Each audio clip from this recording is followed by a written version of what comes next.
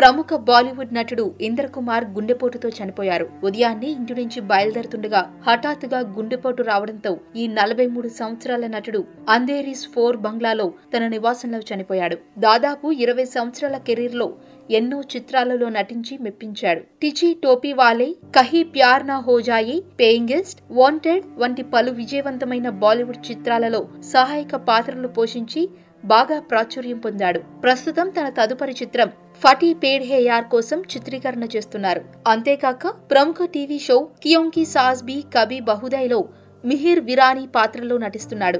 సల్మాన్ ఖాన్ కుటుంబానికి చాలా దగ్గరగా ఉండేవాడు. అంతేకాక ఇద్దరు కలిసి పలు చిత్రాలలో నటించారు. ఇంద్ర కుమార్ పలు వివాదాల్లో చిక్కుకొని చాలా విమర్శలు ఎదుర్కొని ఇప్పుడిప్పుడే నిలదొక్కుంటుండగా ఇలా జరగడంతో బాలీవుడ్ శోకిస్తోంది.